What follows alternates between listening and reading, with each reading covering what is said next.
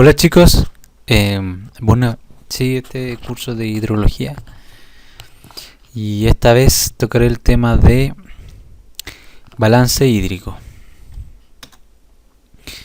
Bueno, esta presentación consta de algunas definiciones, un balance natural y qué es lo que se define el balance en una cuenca. Bueno, ¿cuál es la ecuación de balance? La ecuación de balance es plantear el principio de conservación de masa de agua en una parte del ciclo hidrológico para conocer cuál es esta ecuación que se encuentra aquí. Dice que los inputs, o sea las entradas, menos los outputs o las salidas, es igual a un delta S partido por un delta T, es decir, una diferencia, o sea, la entrada menos las salidas es igual a alguna diferencia de masa que queda en el sistema en una unidad de tiempo. En el caso práctico se puede considerar que esta diferencia delta S dividido delta T tiende a cero cuando el intervalo de tiempo estudiado es mayor a un año. Cuando es menor a un año se puede considerar este valor no despreciable, y mayor a un año se considera despreciable, es decir, cero.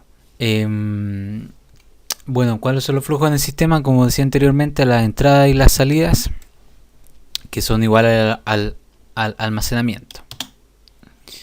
Bueno, a largo plazo las variaciones, como decía anteriormente, a largo plazo las variaciones de los almacenamientos son despreciables frente a la acumulación de flujo. Inputs menos outputs tiende a cero, que depende de la cantidad de tiempo, que en este caso se puede considerar como un año. ¿Qué se define como el balance natural? Como vimos anteriormente en las presentaciones, bueno, en las clases anteriores, existen varios elementos que influyen sobre el balance hídrico, que son la precipitación, evapotranspiración, escorrentía directa, infiltración, flujo subsuperficial, escorrentía superficial, percolación, flujo base. Como uno puede ver, el balance hídrico depende del sistema al cual se está estudiando. Por ejemplo, en este caso tenemos una ecuación de balance que dice que la precipitación menos la evapotranspiración menos el flujo base es igual a la escorrentía superficial. ¿Qué quiere decir esto? Por ejemplo, si nosotros tomamos solamente este sistema, podemos decir que la precipitación es un input, la evapotranspiración y el flujo es un output, y lo que da como resultado el valor de la escorrentía superficial. ¿Por qué esta ecuación? Bueno, tenemos que la precipitación cae y se infiltra y se transforma en flujo subsuperficial, y algunas se transforman en escorrentía directa. Alguna percola y se transforma en flujo base. Flujo base se pierde, no se convierte en escorrentía superficial. Por lo tanto, la infiltración y el flujo subsuperficial se convierten en escorrentía superficial. Es por esto que aquí solo descontamos el flujo base, ya que el flujo base es la cantidad de agua que se pierde. Veamos otra ecuación, por ejemplo, que dice que la escorrentía directa más el flujo subsuperficial es igual a la escorrentía superficial. Como se puede ver, en este caso se está estudiando solamente este sistema, que dice que la escorrentía directa más este flujo subsuperficial dan como resultado la escorrentía superficial. Otra ecuación, por ejemplo, dice que el flujo subsuperficial más la escorrentía directa más la evapotranspiración más el flujo base es igual a la precipitación. En este caso se está estudiando todo el sistema, que dice que lo que cae, o el input en este caso de todo el sistema, es solamente la precipitación. Es decir, que todo lo que, o sea, que el flujo subsuperficial, la escorrentía directa, la evapotranspiración y el flujo base vienen a base de la precipitación. Aquí también se podría transformar la escorrentía directa y el flujo subsuperficial como escorrentía superficial. Por ejemplo, al estudiar otro sistema que dice la precipitación menos la escorrentía directa menos la evapotranspiración es igual a la infiltración. Es decir, se está estudiando solamente esta parte del sistema. Es decir, si yo estudio solamente esta parte del sistema, la precipitación es un input, la evapotranspiración es un output y la escorrentía directa es un output. ¿Pero un output de qué? De la infiltración. Yo estoy estudiando este sistema enfocado a la infiltración. Por lo tanto, lo que cae menos lo que se va sería igual a la infiltración.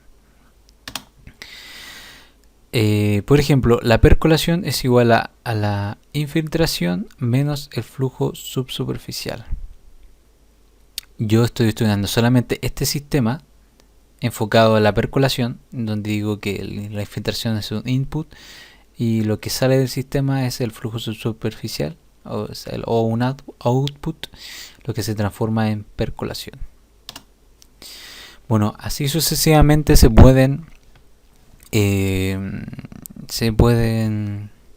postular varias ecuaciones de balance hídrico dependiendo de qué es lo que se busca o qué es lo que se está estudiando. Por ejemplo, en el caso de una cuenca, los flujos de entrada son la precipitación y los flujos de salida son la evapotranspiración, flujo en el punto de desagüe, que es correntía superficial o correntía directa más flujo subsuperficial, y flujo base, pérdidas subterráneas. Y a mediano y largo plazo, el recurso hídrico, a mediano y largo plazo, el máximo recurso aprovechable es la precipitación menos la evapotranspiración. O sea, de todo el sistema, si a la precipitación le quito la evapotranspiración, se transforma todo eso, desemboca en un río o en un cauce o en un flujo de agua. Por lo tanto, eso es el recurso aprovechable, que en este caso por el hombre o por nosotros. Y esta ecuación se puede transformar en que la precipitación menos la evapotranspiración menos la escorrentía directa, el flujo subsuperficial, el flujo base, menos las pérdidas subterráneas es igual a un almacenamiento.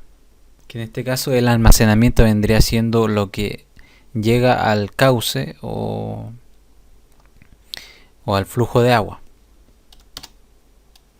En el corto plazo, crecidas.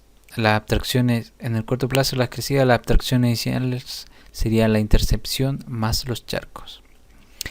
¿Qué se define por abstracciones iniciales? Se refiere a todo flujo, o sea, todo líquido o toda agua que queda como charco o que queda embebido en las hojas de los árboles. Es decir, es un recurso que no se aprovecha por el sistema, o sea, no desemboca en ningún cauce o flujo. Por lo tanto, es un output del sistema. Bueno, la precipitación efectiva se puede determinar como la precipitación menos la infiltración. Bueno, aquí se tiene un simple ejercicio que puede ser muy explicativo sobre todo lo que yo he venido hablando en esta clase, que dice que en un terreno reducido cae, tras un periodo seco prolongado, una tormenta de corta duración cuya precipitación acumulada es de 60 milímetros y la cual ocasiona una escorrentía acumulada de 6 milímetros. Si la evapotranspiración durante ese periodo es de 2 milímetros por día, se pide estimar la evapotranspiración durante los 7 días siguientes a la tormenta y estimar la evapotranspiración durante los 30 días siguientes a la tormenta. Bueno, en este caso hay que tener en cuenta primero cuáles son los inputs y cuáles son los outputs. En este caso obviamente se puede determinar que los inputs es la precipitación acumulada de 60 milímetros y que el output es la evapotranspiración durante el output de la evapotranspiración. En este caso, ¿cuáles son las hipótesis que se deben tener en cuenta para resolver este ejercicio?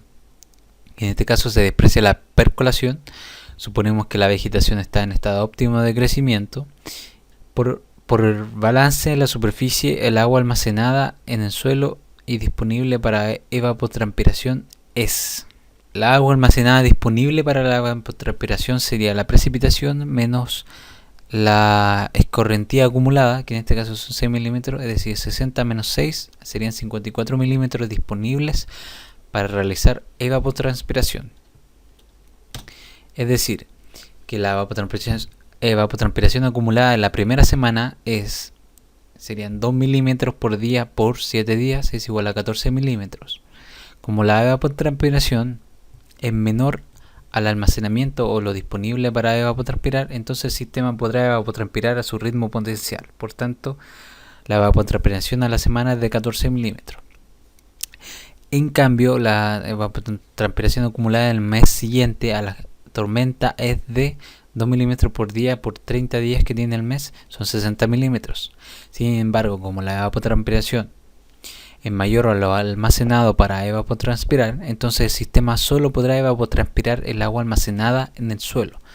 Por lo tanto, la evapotranspiración en el mes sería de los 54 milímetros disponibles y no de los 60 milímetros calculados anteriormente.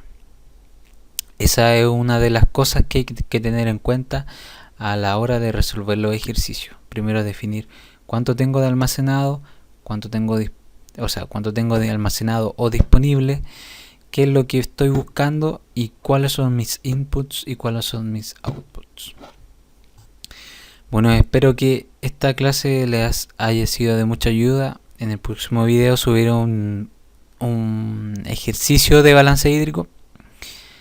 Espero